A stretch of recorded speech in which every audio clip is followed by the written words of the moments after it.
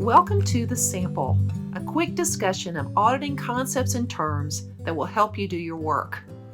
Conducting an audit in accordance with auditing standards is no small feat, and I want to support you.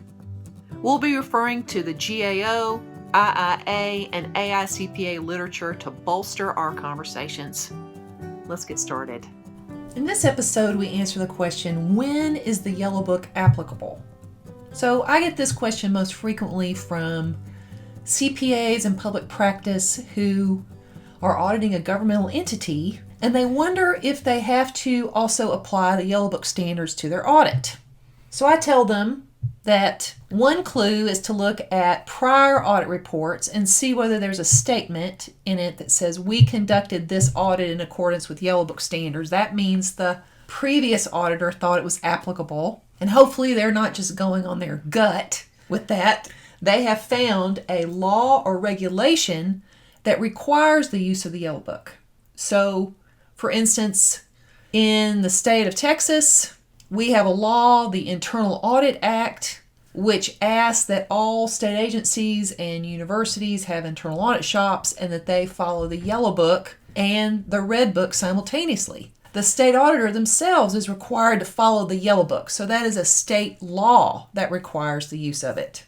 It could also be required by a contract or a grant agreement, and this is most likely how CPAs in public practice are drawn into the Yellow Book because they've been engaged to conduct something called the single audit, which is an audit of federal funds. And in the single audit requirements, it literally says you will conduct this audit in accordance with GAGAS. GAGAS is another name for the Yellow Book, so they get kind of drawn in that way. Or it could be a local policy. Maybe you're auditing a city that has decided that the Yellow Book is something they want to pursue. That's a little unusual, but it could happen. So you want to check these three sources, see if there's any law applicable to your entity, contracts or grant agreements policy. Another clue could be that it's in their RFP, their request for proposal for this engagement. And if it's in there, we hope that they are aware of why it's in there. That's not always true, and that's oftentimes why I get a call from a CPA in public practice. They're not sure the client really knows what they're asking for, but the RFP might help you decide whether you need to conduct the audit in accordance with the Yellow Book. If the client wants it and they're willing to pay to have it done in accordance with the Yellow Book, then you should probably just play along. The bottom line rule is just because the Yellow Book exists does not mean you actually have to use it.